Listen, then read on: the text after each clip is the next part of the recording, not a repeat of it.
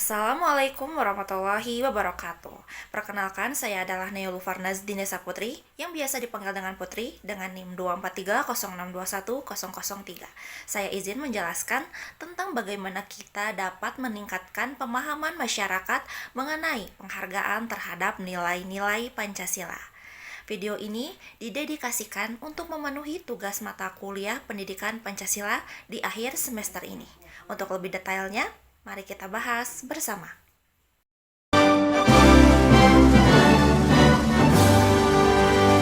Pancasila sebagai dasar negara memiliki peran yang sangat penting dalam kehidupan kita sehari-hari. Dan untuk itu, kita harus menjaga dan mengamalkan nilai-nilainya dalam kehidupan. Pancasila adalah dasar negara yang menjadi pedoman dalam kehidupan berbangsa dan bernegara. Pancasila terdiri dari 5 sila yang mencakup berbagai aspek penting seperti agama, kemanusiaan, persatuan, demokrasi, dan keadilan sosial. Pengenalan dan pemahaman yang baik tentang Pancasila akan membantu kita menghargai dan menerapkannya dalam kehidupan yang sehari-hari.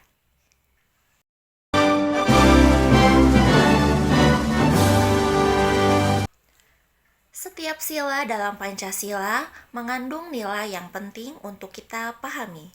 Sila pertama adalah ketuhanan yang Maha Esa, mengajarkan kita untuk menghargai kebebasan beragama dan menjalankan ajaran agama dengan baik. Sila kedua, kemanusiaan yang adil dan beradab, mengingatkan kita untuk selalu menghargai hak asasi manusia dan memperlakukan setiap individu dengan adil dan beradab. Sila ketiga, persatuan Indonesia, mengajak kita untuk menjaga persatuan di tengah perbedaan yang ada. Untuk sila keempat, ada kerakyatan yang dipimpin oleh hikmah kebijaksanaan dalam permusyawaratan perwakilan, mengingatkan kita untuk berpartisipasi aktif dalam kehidupan demokrasi melalui musyawarah dan perwakilan. Lalu sila kelima, keadilan sosial bagi seluruh rakyat Indonesia, mengajarkan kita untuk menjaga kesejahteraan sosial dan pemerataan bagi seluruh rakyat.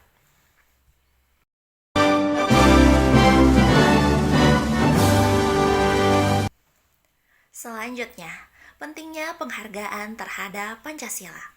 Penghargaan terhadap Pancasila sangat penting untuk menjaga keharmonisan dalam masyarakat. Dengan menerapkan nilai-nilai Pancasila, kita dapat menghindari perpecahan dan juga radikalisasi, serta memperkuat identitas nasional Indonesia sebagai negara yang berbineka tunggal ika. Pendidikan Pancasila di sekolah dan masyarakat. Pendidikan tentang Pancasila harus dimulai sejak dini melalui kurikulum yang ada di sekolah. Selain itu, masyarakat juga perlu diberikan pemahaman lebih dalam melalui berbagai pelatihan, seminar, atau diskusi yang melibatkan berbagai pihak. Ini akan membantu setiap individu untuk lebih menghargai dan memahami Pancasila. Pendidikan Pancasila di sekolah dan masyarakat dapat dilakukan melalui berbagai pendekatan yang menekankan nilai-nilai yang tergantung dalam Pancasila, yaitu nilai ketuhanan, kemanusiaan, persatuan, kerakyatan, dan keadilan sosial. Berikut adalah contoh penerapannya. Di sekolah ada pelajaran Pancasila dan kewarganegaraan. Di sekolah, Pancasila diajarkan melalui mata pelajaran PPKN, di mana siswa belajar tentang dasar-dasar negara Indonesia, hak dan kewajiban sebagai warga negara, serta nilai-nilai Pancasila. Lalu ada kegiatan upacara bendera. Setiap upacara bendera adalah salah satu cara untuk menanamkan rasa cinta tanah air dan memperkuat rasa persatuan dan juga kesatuan, serta menghargai simbol-simbol negara. Lalu ada program penguatan karakter. Di berbagai sekolah, ada program khusus yang mendalami penguatan karakter berdasarkan nilai-nilai Pancasila, seperti adanya gotong royong, menghormati perbedaan, dan juga mengedepankan keadilan. Lalu ada kegiatan ekstrakurikuler seperti organisasi OSIS, Pramuka, dan PMR juga dapat menjadi wadah untuk menerapkan nilai-nilai Pancasila dalam kehidupan sehari-hari melalui kegiatan sosial, kebersamaan, dan juga kerjasama. Di masyarakat, penerapan Pancasila bisa diterapkan dalam gotong royong, toleransi antar umat beragama, musyawarah untuk mufakat, dan juga ada kegiatan sosial. Penyebaran Pancasila bisa dibantu dengan penggunaan media sosial untuk penyebarannya. Di era digital seperti sekarang, media sosial dapat menjadi sarana yang sangat efektif untuk menyebarkan nilai-nilai Pancasila dengan memanfaatkan platform seperti Instagram, Twitter, atau video YouTube seperti ini, yang bisa menumbuhkan kesadaran kolektif tentang pentingnya persatuan dan juga keadilan sosial di kalangan masyarakat. Contoh-contoh kegiatannya antara lain kampanye berbasis hashtag, lalu ada konten edukatif, lalu ada cerita atau postingan inspiratif, dan juga ada diskusi dan debat positif yang berkaitan dengan nilai-nilai Pancasila.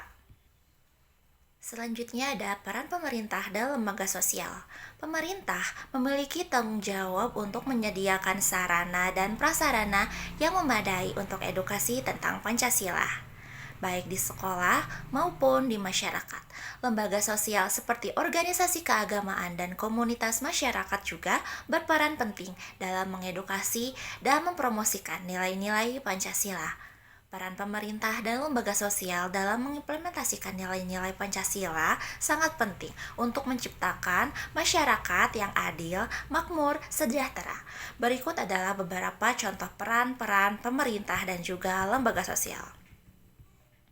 Untuk peran pemerintah, mereka mengadakan pendidikan dan sosialisasi Pancasila. Contohnya, pemerintah melalui Kementerian Pendidikan dan Kebudayaan menyelenggarakan pendidikan Pancasila di sekolah-sekolah mulai jenjang yang sangat dini maupun jenjang yang sudah tinggi, baik dalam mata pelajaran PPKN atau melalui kegiatan penguatan karakter. Selain itu, pemerintah juga dapat menyelenggarakan seminar, webinar, atau program pendidikan lainnya untuk masyarakat umum.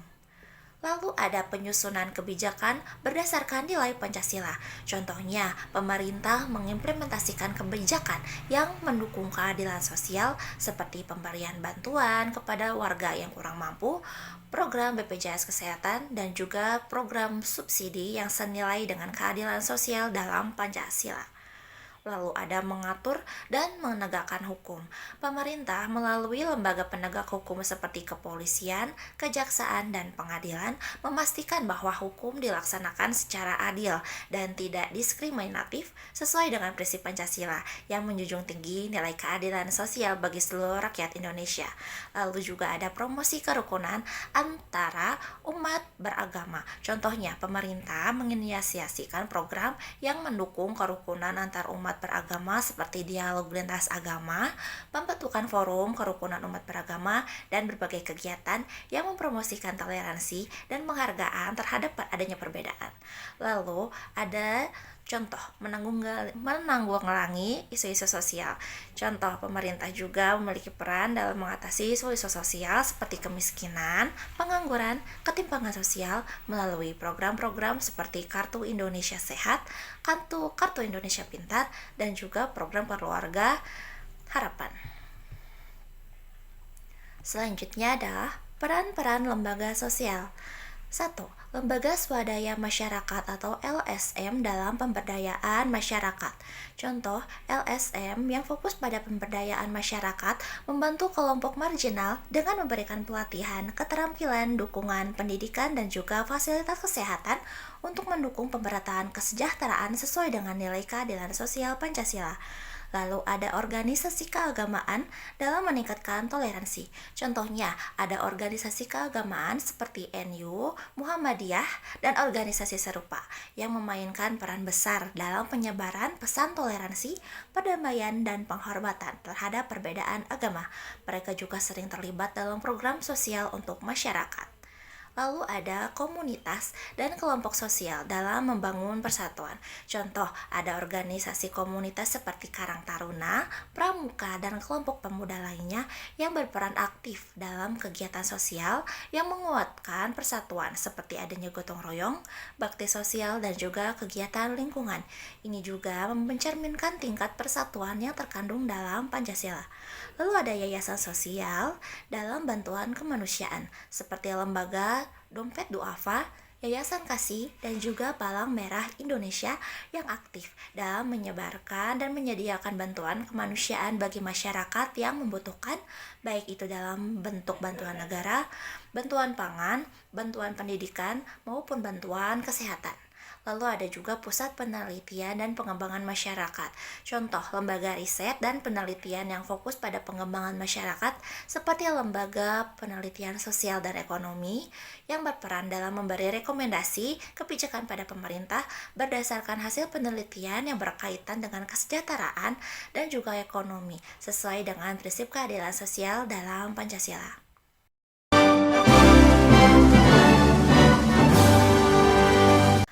Lalu ada pula tantangan dalam meningkatkan pemahaman Pancasila. Tantangan terbesar dalam meningkatkan pemahaman Pancasila adanya berbedanya penafsiran yang bisa menimbulkan konflik.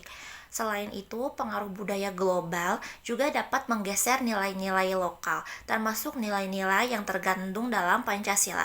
Oleh karena itu, kita perlu bekerja sama untuk menjaga agar nilai-nilai Pancasila tetap relevan dan diterima oleh semua lapisan masyarakat.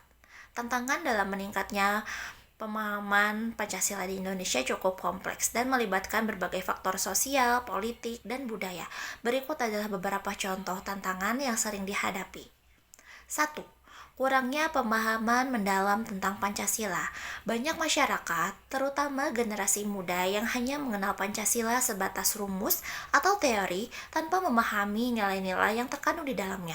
Pendidikan yang terbatas atau tidak mendalam tentang Pancasila di sekolah-sekolah menyebabkan mereka tidak dapat mengimplementasikan nilai Pancasila dalam kehidupan sehari-hari.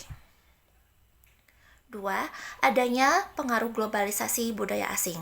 Contoh, dengan pesatnya perkembangan budaya global seperti individualisme, konsumerisme, dan hedonisme seringkali mempengaruhi generasi muda yang biasa mengurangi pemahaman mereka tentang pengamalan nilai gotong royong, persatuan, atau keadilan sosial yang ada dalam Pancasila.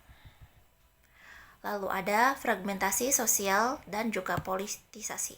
Contoh ketegangan politik yang ada di Indonesia seperti perbedaan pandangan politik atau identitas sosial seringkali mengarah pada perpecahan. Politisasi nilai-nilai Pancasila oleh kelompok tertentu saja bisa mengaburkan pemahaman yang benar tentang tujuan dan makna Pancasila sebagai dasar negara yang mendukung persatuan dan juga keadilan. Lalu ada tantangan di dalam pendidikan Pancasila yang tidak merata. Contoh, di beberapa daerah, terutama daerah yang sangat terpencil atau di daerah dengan sumber daya pendidikan terbatas, pengajaran Pancasila sering sekali kurang intensif dan tidak disesuaikan dengan konteks lokal. Hal ini menyebabkan pemahaman tentang Pancasila kurang menyeluruh dan tidak relevan dengan kehidupan mereka yang ada di pelosok. Lalu, adanya juga kurangnya media yang mengedukasi tentang Pancasila.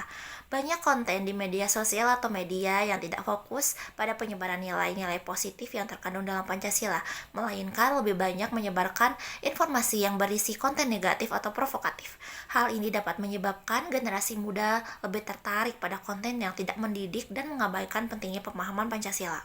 Lalu yang keenam ada stereotipe dan juga diskriminasi sosial. Contoh, diskriminasi terhadap kelompok tertentu berdasarkan agama, etnis, atau ras yang bertentangan dengan prinsip-prinsip Pancasila tentang kemanusiaan yang adil dan beradab masih terjadi di berbagai daerah. Hal ini menghambat pemahaman masyarakat tentang pentingnya nilai-nilai Pancasila yang menekankan pada persatuan dan juga toleransi. Lalu nomor 7 ada kesenjangan sosial dan juga ekonomi. Contoh, kesenjangan sosial dan ekonomi yang tinggi di Indonesia bisa membuat sebagian masyarakat Indonesia merasa terpinggirkan dan tidak merasakan keadilan sosial yang terkandung dalam Pancasila. Ketidaksetaraan ini dapat membuat pemahaman tentang Pancasila terdistorsi karena sebagian orang merasa tidak mendapatkan manfaat dari prinsip keadilan sosial. Lalu nomor 8 ada minimnya kegiatan sosial yang mengedepankan Pancasila. Walaupun banyak organisasi dan lembaga yang mendukung nilai Pancasila, namun kegiatan sosial yang menyentuh langsung dan mengedukasi masyarakat tentang Pancasila seringkali sangat-sangat terbatas. Ini menyebabkan kurangnya implementasi Pancasila dalam praktik kehidupan sosial, terutama di kalangan masyarakat yang lebih terpinggirkan atau kurangnya teredukasi. Lalu ada sikap apatis terhadap negara. Contoh, beberapa kalangan terutama di generasi muda memiliki sikap apatis terhadap negara atau pemerintahan yang dapat menurunkan rasa nasionalisme dan cinta tanah air.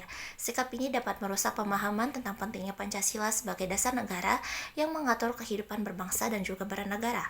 Mengatasi tantangan-tantangan tersebut tentunya memerlukan upaya yang terorganisasi. Mengatasi tantangan-tantangan ini memerlukan upaya yang terkoordinasi antara pemerintah, lembaga, pendidikan, organisasi masyarakat, dan juga media untuk meningkatkan kesadaran, pengetahuan, dan juga pemahaman masyarakat tentang nilai-nilai Pancasila secara menyeluruh dan juga aplikatif. Terakhir, untuk memastikan bahwa pemahaman tentang Pancasila semakin berkembang, kita perlu melakukan evaluasi secara berkala, mendorong partisipasi aktif masyarakat dalam kegiatan yang mengamalkan nilai-nilai Pancasila juga akan sangat membantu dalam menjaga dan menerapkan Pancasila dalam kehidupan sehari-hari, agar kita bisa sama-sama menghargai Pancasila dan menerapkannya sebagai bagian dari kehidupan kita sendiri sebagai bangsa yang bernegara. Cukup sekian pemaparan materi dari saya Nelo Farasina Saputri, mohon undur diri dari hadapan teman-teman semua. Assalamualaikum warahmatullahi wabarakatuh.